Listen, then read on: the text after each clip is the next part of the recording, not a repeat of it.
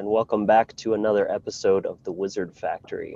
Tonight's episode will be video episode number 4, which is actually part 2 as a continuation from last week's episode entitled From Mordor to Shire.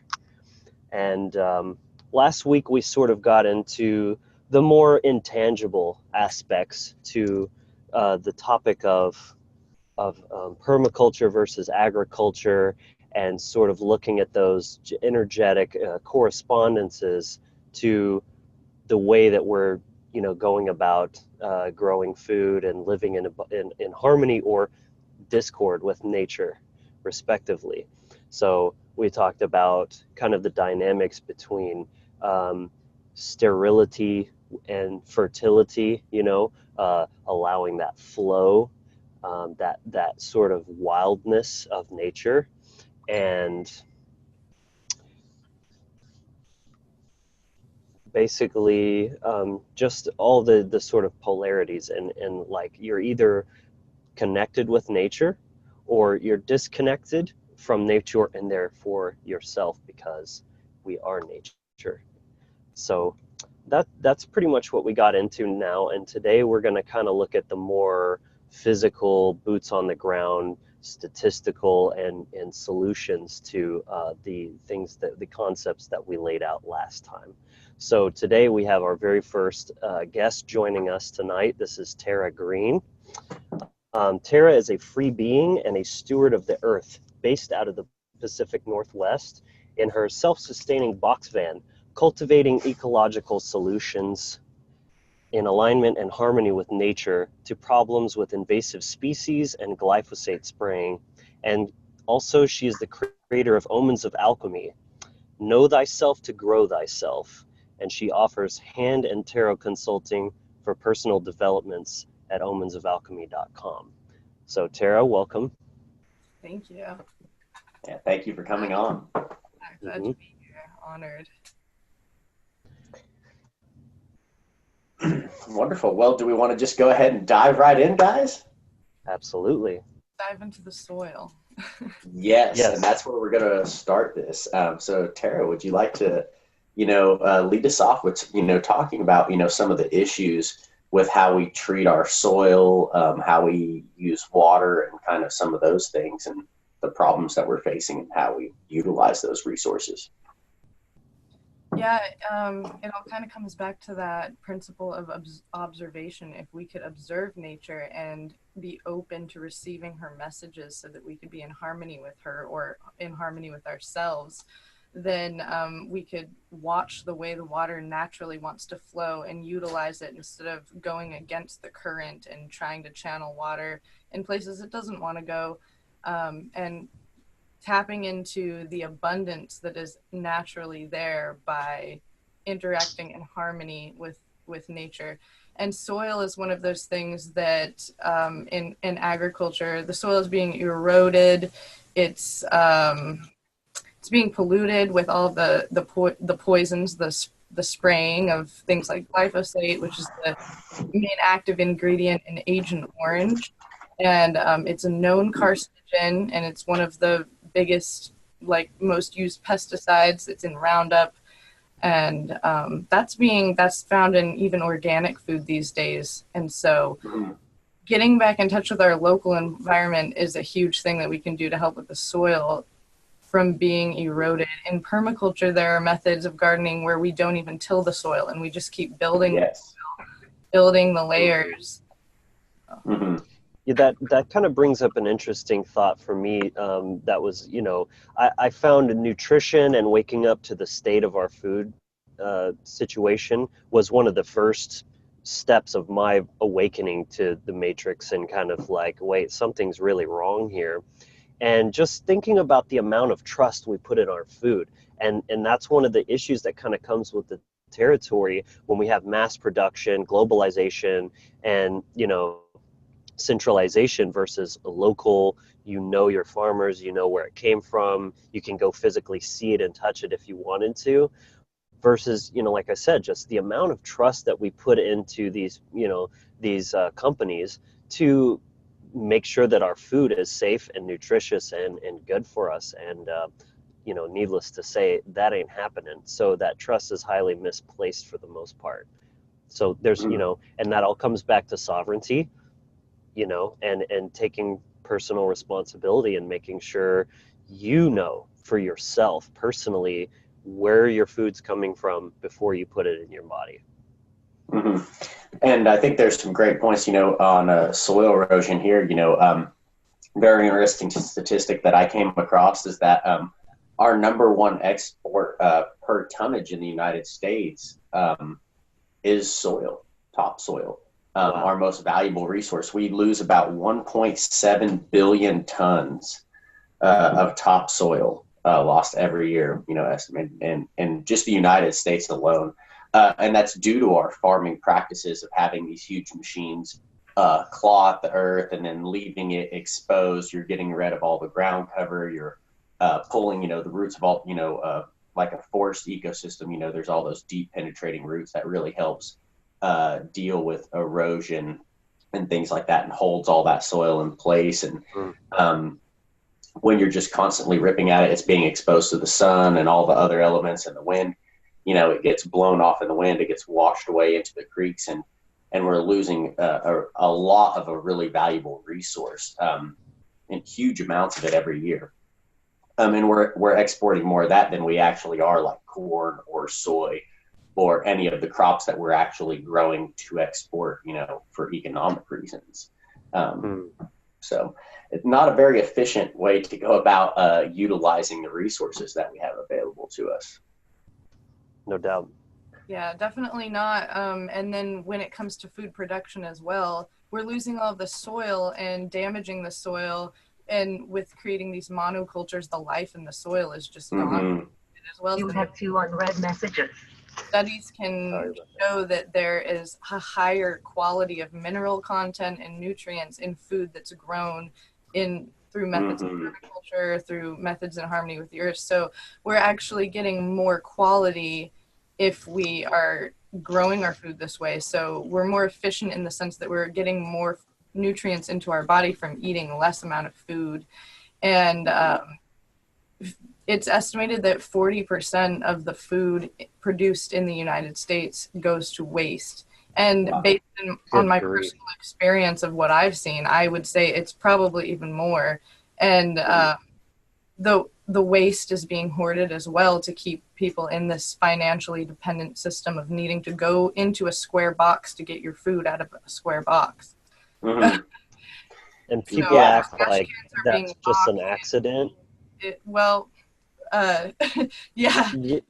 Why are there locks on the trash can? I mean, that's straight up warfare as far as I'm concerned. I mean, that's utterly ridiculous, and that kind of speaks back to the one of the concepts that we talked about last week is, you know, this obsession with surplus, like that fear-based, oh, we gotta have surplus because there's not enough to go around. Meanwhile, we're wasting probably half of all the food that we grow, and not even properly, there's no infrastructure in place to make sure that can get distributed to people who really need it. And so you've got piles of rotting food over here and piles of starving people over here. What the fuck is going on here? You know, this is unacceptable. Yeah, I think you hit on a really good point there as well, Tarah, when you were mentioning how food grown in soils, you know, with permaculture practices are a lot more nutrient dense.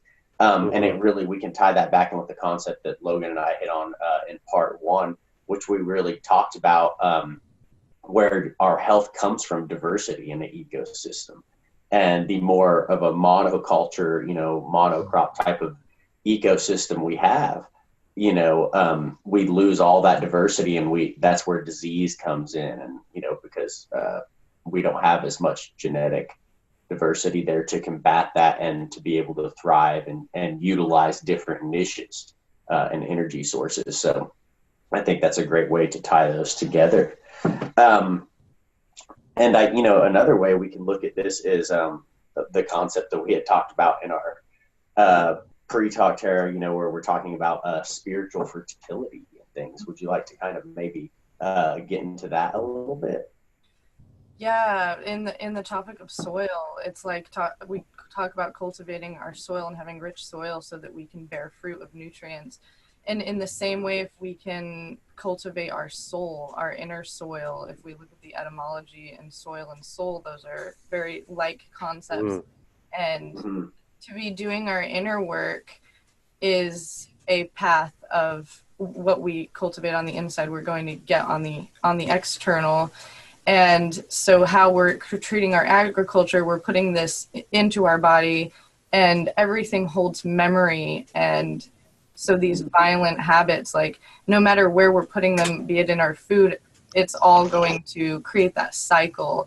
So in getting back to cultivating our inner soil and our soul, we can come back to observation and that cycle of life where it's about giving and receiving. And we can look at the word Kabbalah, like if we study the Kabbalah, which is the tree of life, the path to enlightenment, that word in Hebrew means to receive. And so if we can be open to receiving, then we can align ourselves to harmony with nature. And I actually, I think about a Bible verse. I think it's Matthew 6:26. And it's Jesus saying, "Behold, the fowls of the air, for they not sow, neither they nor do they reap, nor gather into barns. Yet your heavenly Father feedeth them, and are you not much better than they?" And so that's kind of it speaks to nature is abundant, and everything we have to provide abundance for ourselves exist. And so in looking at that, like not hoarding, this is all how we can cultivate ourselves internally, coming from a place of love and abundance rather than a place of scarcity and authority and control. Right. Because Yeah, when it comes to resources, ultimately there is so much more than we could ever need. And so the fact that we live in a scarcity based society is just it's just such a testament to the utter, you know, number that the social engineers have done on us to make us accept this situation, because it couldn't be further from the truth. Yeah, I actually have some statistics here that would probably fit in really well here, and it's that in 2018, the total number of acres for like our four main cultivated crops, which are corn, soy, wheat, and cotton, was 239.8 million acres.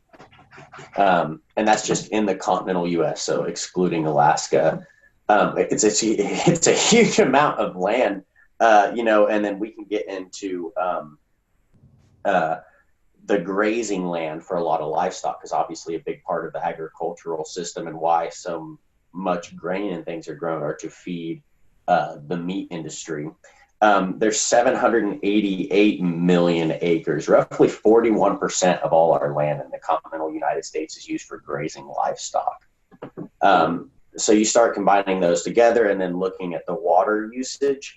It really is mind-blowing how much potential, how many resources are out there just being used in such an inefficient way just to feed, old thought patterns and habits and belief systems. But when we can recognize that and start really seeing how much potential and abundance is there, we can start taking it back. And, the where you do that is you start doing it within yourself and within your own means, try to do it in your own yard or your own community, and then start growing from there. But I definitely think those are some good things to look at. Yeah, would you like to lead us into the next thing that you were wanting to hit on, Tarah? Yeah, I liked what you were saying there, though, about like habituality is not necessarily what is natural. Like just because it's become a habit, that doesn't mean that's natural. So yeah, and getting into the flow with nature and tapping into just like being able to receive what is truly natural. Available that day. Yeah. We actually kind of touched on that a bit last week as well, about how kind of like looking at the from a masculine and feminine dynamic, where it's very masculine to want everything, you know, structured and like scheduled, and you were saying routine or habit, where it's the same every day and it's predictable, because that's the survival mindset, which of course it has its usefulness.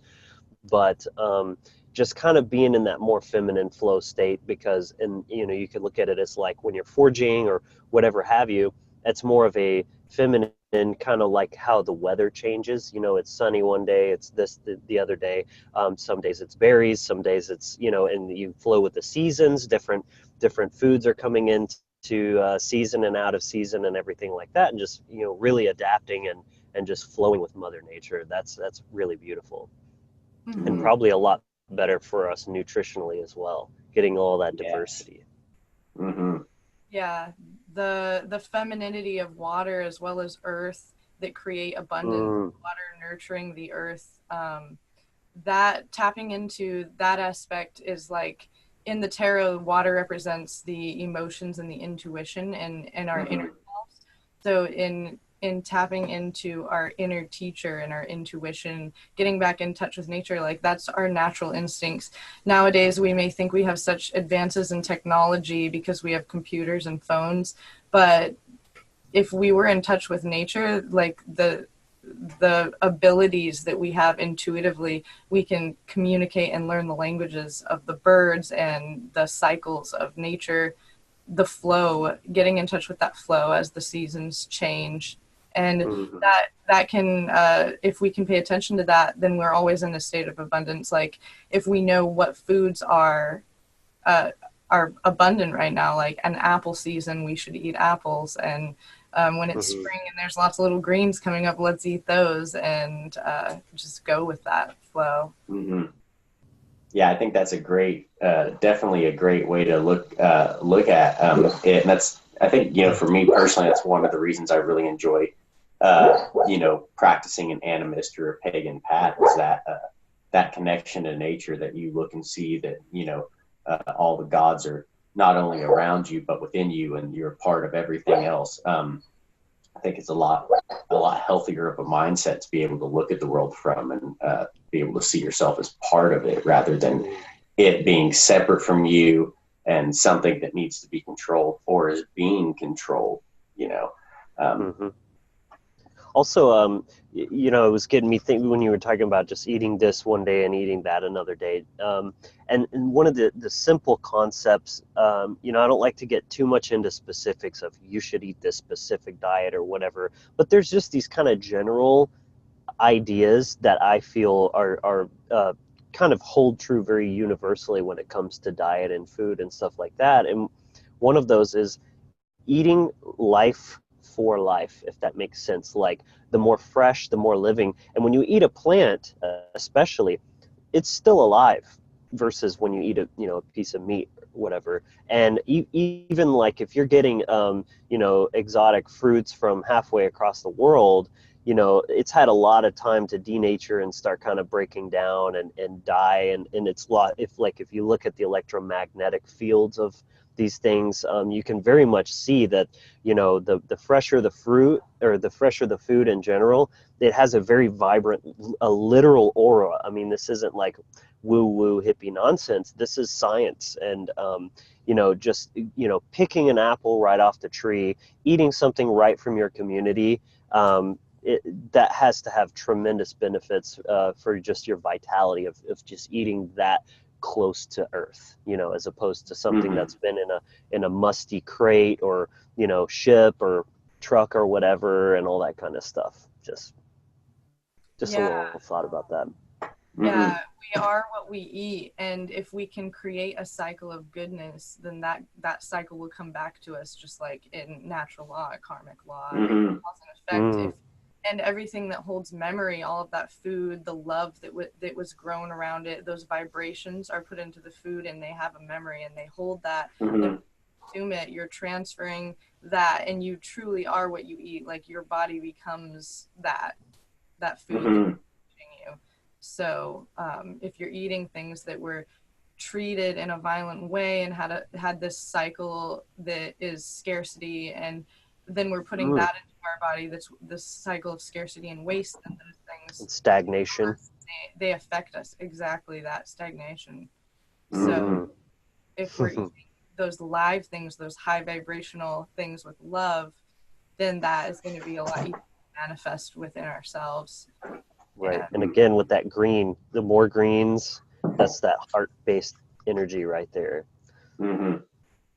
Yeah, I think those are great points.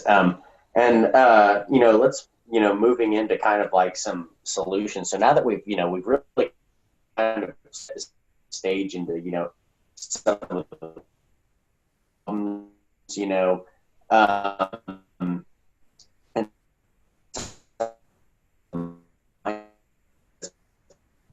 so let's look at some of the solutions and really big aspect. And in permaculture, that's obviously, as you mentioned, Tarah, that's one of the main resources that you're obviously looking for, is what water is available and how you can utilize that in the most efficient way.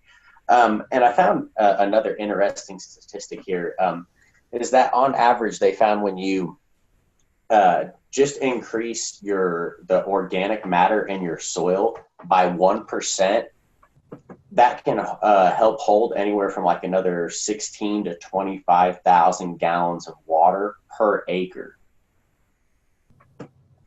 So just 1% more of organic matter in an acre of soil can hold another 16 to 25,000 gallons of water per soil, depending on obviously what type of organic matter and your climate and things like that. But that's a huge amount of potential energy and things like that could be stored in the ground that plants could use and if we were, we actually, because our farming methods, when we're ripping and tilling the soil, that's actually destroying all the diversity. It's getting rid of that organic matter. It's allowing it to be baked by the sun and just destroyed. So then it doesn't hold water. And then if you live in the Midwest, like I do, you can look around and see fields and fields of just this clay dirt that is just dead. And it has no life to it. And then it, since it can't hold any water because it doesn't have that organic matter, it just rushes off, and then it starts getting, pushed off, and then it leads to the soil erosion, and then these problems build upon themselves. So, what are some solutions, Tara? What are some water retention solutions, ways we can look at using it more efficiently? Would you kind of like to delve into that? Yeah, something that came up for me, though, just a reminder, is to compost, because building soil and adding matter back is such an easy thing, and it's something everyone can do anywhere. Any kind of food that you have, just save it and give it back to the earth. And when we're channeling water, like watching the way the water naturally wants to run and working with the land, swales are a really cool way of channeling and holding the water. Just watching the water, and where water runs, make it walk. That's a very good saying. I like that. No, it's very true. And I've had this personal experience on my property or whatever, like right on the edge of mine and my neighbor's property, there was kind of like a little natural spring that kept coming up. So there was always like some water there, like, anywhere from 6 inches to a foot, but it's kind of just this boggy area. But very clearly Mother Nature was, that's where the water was wanting to go. So we actually took that out and then dug it and turned it into a pond. And that was a couple years ago now. So now that everything's grown back in and established, I was just listening just last night, it's spring and all the bullfrogs and things are coming out. I'm starting to see bugs and flowers pop up. And it's really interesting that when we observe and then choose to act in alignment with nature, how much more beauty and abundance we can create, not only for ourselves to enjoy, but, to start reclaiming the earth in a healed way, in a conscious way. So the other beings that are here that we've been disrespecting also can start to integrate back in and have a safe place to go and to exist, because they play just as an important of a role as anything else in the system. And getting back to that, what we were talking about, where diversity is health, nature is diverse, and it wants to be healthy. It wants to thrive. It wants to be alive. So I think those are some good things we can, look at there. Yeah, when we're able to care for those things around us and see ourselves as one with them instead of seeing ourselves as separate, recognizing that they affect us and we affect them, and keep taking care of them, then they're going to give back to us and take care of us. Yeah, that's really wonderful. And that's, just absolutely wonderfully in alignment with cosmic law, natural law. Because it's really a great way to observe that whatever cause, whatever actions we're taking, those have an effect out in nature. And when we're taking actions that are out of alignment with nature, we're going to start to see the effect of those, and we will have less and less abundance and see more and more waste and more destruction. But when we take actions that are in alignment with that cosmic law, we can reap a really beautiful harvest. Yeah, I think that is one of the biggest solutions, is getting in touch with natural law, getting in harmony with nature to truly create a state of freedom. And some of the solutions... Sorry, it's my dog. Hold on 1 second. Panda, stop barking. Yeah, some Sorry. that I'm really excited about, they all kind of have a basis in natural law, like the concept of a permagora, which bridges permaculture with agorism. And permaculture, you probably talked about in your first episode more, but like it comes from the word permanent in culture, or it used to be agriculture, but then we've moved into just being a permanent culture, which is regenerative and sustainable. So it's a way of interacting with life forms in a beneficially symbiotic way, where we're living in harmony. And so those are principles in alignment with natural agorism. It comes from the Greek word agora, which was like a gathering place and a marketplace where people could come together and freely associate with each other. And that could look like sharing, bartering, trading, maybe using various forms of currency. And these all have a common theme, these philosophies that get us in touch with our local environment again, like communicating, talking with our neighbors, creating intentional communities, getting back to paying attention to our local environment. And then when we bridge those concepts with like there's a great solution strategy called Anarch Eden, which bridges anarchism with the idea of the Garden of Eden, which is like permaculture again, where we're living in a state of abundance and harmony with nature. You hear these stories from the Bible about the lamb laying with the lion, and they're just all they're freely living in abundance with everything provided. And so that concept of like when we're in alignment with natural law, then all of our needs are provided, and we can of harmony by implementing these solution strategies like Anarch Eden. It's a key to creating abundant earth by taking personal responsibility, using that to steward the earth, creating that abundance and freedom, peacefully generating resources, and cultivating knowledge and wisdom that empowers everyone, every living being. Right. I gotta say, I mean, it's just striking me here, how just absolutely fundamental natural law is. I mean, it's like it has to be the core foundation of every single thing we do. And if you aren't doing that, you're done before you even begin. I mean, it is just that simple. It's non-negotiable. There's no getting away with it, getting around it, cheating. No, it's that way or no way at all. And the current state of humanity is a living depiction of that exactly. It all comes back to natural law. And that other concept that you hit on, is something that's been kind of rattling around my mind as well recently, of just how powerful of a concept it is observing things, dynamics, and relationships in the world, and saying, is this more symbiotic or parasitic? And it's amazing what you'll find, and just how parasitic the world is set up to be fundamentally, but it just doesn't have to be that way, because people like us know that scarcity is an illusion, it's a myth, and we could have everything we possibly want and ever need if we were just cooperating and living in alignment with natural law once again.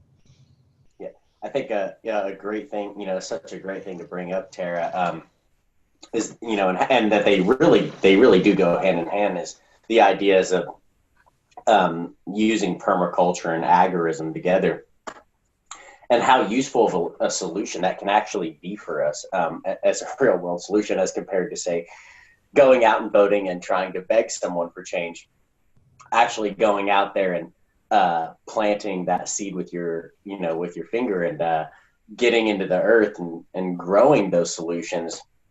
Not only can you grow a huge amount of abundance for yourself, but I know I found in my personal experience, I usually can't eat all the food from my garden, so it gives me a great chance to share with neighbors and have fun experiences with them, and do different things. And it's such and I've noticed that since I started having a garden and sharing that, other neighbors will also kind of start growing gardens and things. It's really kind of something I noticed, that when you're creating beauty and you're creating these spaces, people really enjoy them. They're very naturally drawn to them, and then it starts to spread. And so that's the key, is that I think we really need to start trying to grow and create and make our own space beautiful, and then through leading by example, inspire others to do the same. Yeah, that's amazing that you're doing that. Thank you so much for growing your garden and sharing it. I think that Love it. get back, creating that cycle of abundance. By nourishing your neighbor, you're nourishing yourself. It's going to come back to you and to our to all of us. Yeah, and I've even seen it, play out to where I've even been gifted like wonderful plants. Like I came across this really wonderful elderly couple, and they gifted us like 70 different elderberry plants and like 45 different blackberry plants, and I've had them planted for a couple of years now. Oh yeah, and they just spread and propagate, especially the blackberries, So, and that's such a much more interesting way to act with other human beings. It's such a fun thing to do, is to go to like little swap meets or farmers markets and share different food or share different plant seed. Seed exchanges are really great. I think things for people to get at, and to make sure that they have nice natural seed sources, and to know how to grow and collect the seed as well. Because I think that's the thing with growing food. That's maybe one aspect a lot of people don't actually think about or know how to do, is how to actually properly collect seed and to save it. And I know that's something that you're interested in, Tara, especially. And there's your surplus projects you have going on. Yes, indeed. Seeds are a very valuable resource, and like what you described is very in alignment with the concept of a permagora, bridging like that agorism aspect with permaculture. Seeds are so valuable, and if we can share those, trade those, we can do those in so many ways. That is like going to be seeds are the new dollars. Right. Yeah. Yeah. That's something with intrinsic value, by the way. Yeah. This is actually leads me into another solution strategy, guerrilla gardening. In traveling around. I didn't know gorillas could garden. That's impressive. Everywhere we go, it's like guerrilla gardening is like we're hiding behind a tree and we're like popping out and planting a tree real quick. Or like whatever, planting a plant that's going to heal the environment, that is going to bring it back in line with nature, restoring the natives or the edibles, creating an abundance, like plants that are going to build a food forest for us, and that'll help counteract the poisons that have been there, or whatever plants that we use, that we utilize. Like, we need those around. So any spaces that we're able to, if there's a piece of land and it's fertile, and if we can, there should be something growing there. Yeah, exactly. Like, let's be efficient here and like care for every inch. We're stewards of the earth, and and take care of it, it'll take care of us. Just imagine a world where instead of on an empty plot of land, instead of thinking, oh, we should build a McDonald's there, it's like, oh, we should plant an apple tree there. You know what I mean? Like, what a difference that would make. Yeah, no, and that's a great thing that I think you hit on there, Tara, and it is a great way to really sum up the fundamental foundation of what we're getting at here. Is the difference between the mindset of being a steward and a caretaker of Mother Earth versus having the mindset of a dominator. And controlled, and it's just something to be used and disrespected. Conquested. Totally different mindsets to operate from. But when you can come from that place of care, that green, that heart-based knowledge that we've been talking about, the hardcore intelligence, yes, then we can really start to grow that abundance and that better and freer world that we're all really wanting to see and experience. So is there any other kind of maybe like little solution-based things we get into? Would you like to maybe talk about some of the projects and the solutions that you're implementing? So I'm traveling around the Pacific Northwest. I'm really open. Like, I'm open to whatever the universe guides me to, but my like thing is just do what I can with what I have, and everywhere I go, when I see trash, pick it up. When I see native species that need help and are being crowded by invasives, take those out. Recognize what those invasive species are and utilize them, because they're here for a reason too. Everything is here for a reason. So like, let's look at what's right in front of us. There's a lot of plants that right now they're being sprayed with glyphosate under the justification that they're invasive.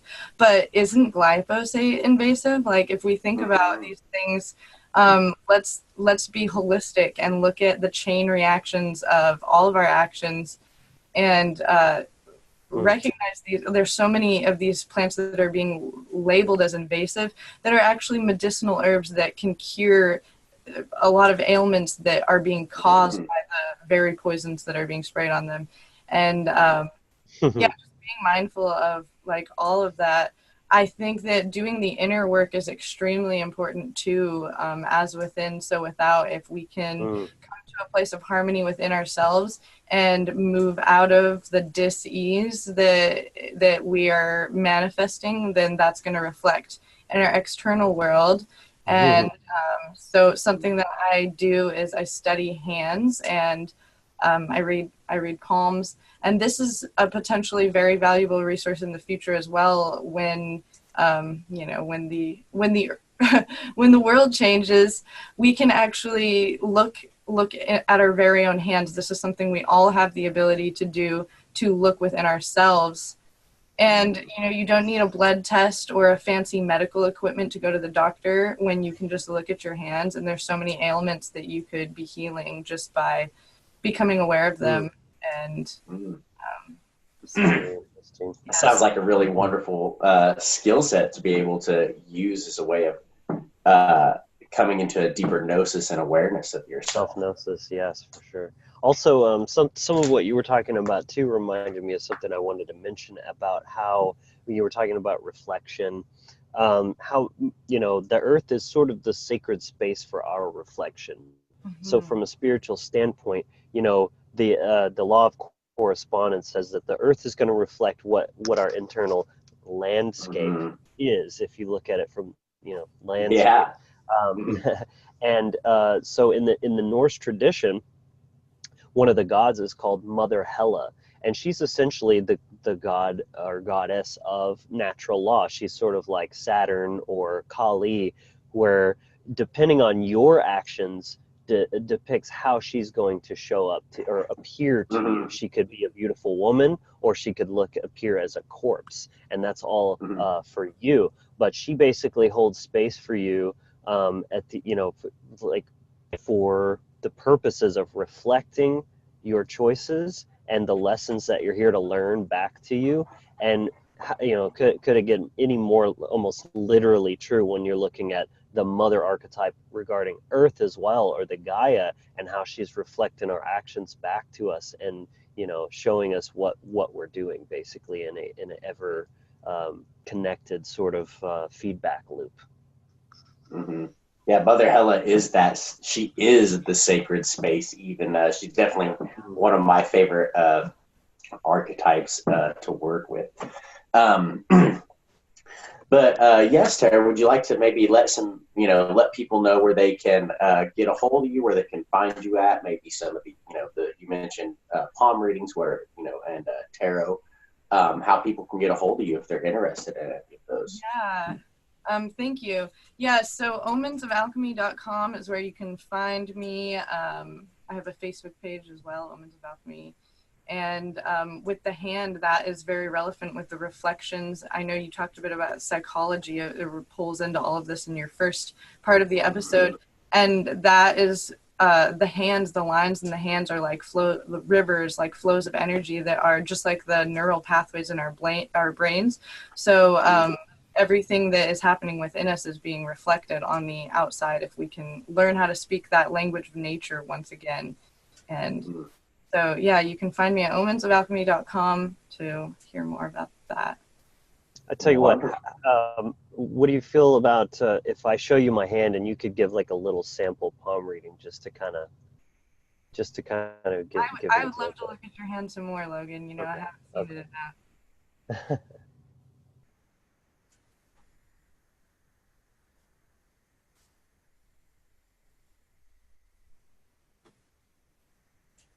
Okay, pull it back a little bit. All right. A little bit further back. Okay. All right. I'm just, I'm noticing that you're holding it a certain way, and I'm wondering if you feel like at all timid or like, are you, is it about the information that I might share? Are you feeling timidness in this moment at all about what might be revealed in your hand? I don't know. It depends on what you have to say. Depends on what I have to say. Okay.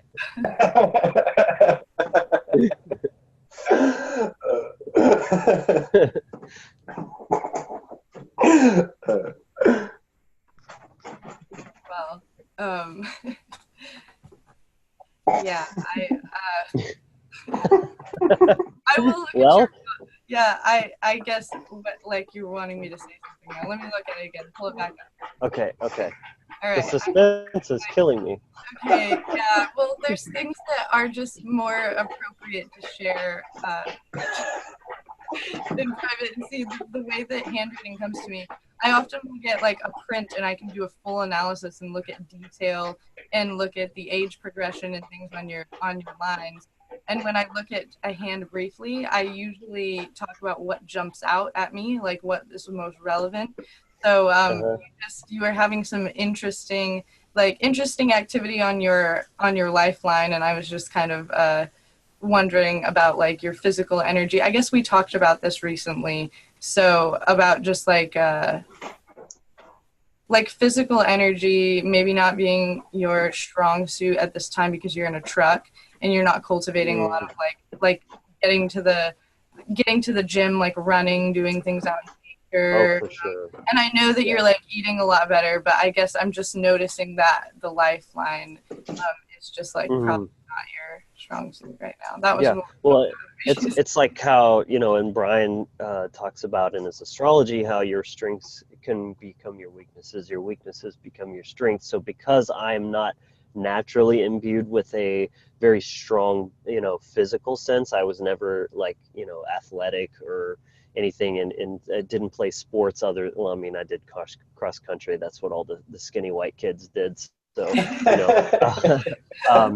needless to say, I mean, it's something I enjoy very much, and I like that aspect of self-mastery and pushing myself mentally as well as physically and everything. But yeah, absolutely feeling very lacking in that department, looking at my holistic being and everything, that I don't get enough time to stretch. I don't get enough time to lift weights or just move in general. Like move, ties back to our talk here about how important motion is to wellness and keeping everything flowing properly and everything like that. So yeah, I probably have a lot of stagnation in my body as well for the last little leg of this before I hit it big with the Wizard Factory and get up out of the truck and forever. Yeah. So. Yeah. I can definitely see like that you're very mentally there and your heart's there. I mean, your Logan Hart is very appropriate because you have a really strong heart line and your mind is going to take you really far. And I'm excited about what you're doing with Wizard Factory. And I know that like it's going to lead you into a state of abundance where you have that ability to cultivate and care for your physical being as much as you want to. Well, thank you for saying that. And I really appreciate you being our very first guest. That's kind of a big deal. Yes. Thank you for coming on. Thank you. Yeah. Very honored. So very, very good talk. Very interesting points made. And, this is stuff that, you don't hear as much in the, in the circles. So solutions-based stuff, which is what we need. We can all look at and see that obviously we have some issues and problems, but where are our solutions? And obviously understanding natural law, but then I think permaculture and agorism, bringing these concepts together, that's a great way to apply those solutions to actually create the reality that we want to experience. Absolutely. Yeah. So I think that's gonna. Yeah. Oh, go ahead. I was gonna say, and like appreciation to you both for your arts of gnosis, because that is where a lot of the strength can come for us individuals to do that work internally and externally. So yeah, thank you. Absolutely. What a lovely segue into yes. But yeah, that's going to conclude tonight's episode. But as always, feel free to send us an email, put that in the link, and book a consultation. We do a Vedic astrology, Nordic runes, as well as adaptive personal consultations, anything about spirituality, relationships, whatever you're feeling. And if that's something that strikes your fancy, I can't, it changed my life for sure, no doubt. Brian gave me my first astrology reading, so that's pretty cool. But I love what I do. Yeah, but that's going to wrap things up. And as always, we'll be back for another episode next week. And thanks for everyone for watching. Please like and subscribe and share. And I hope y'all have a wonderful evening. Tarah, Brian, thank you guys. Yes. Everybody remember being empowered, inspired, and encouraged.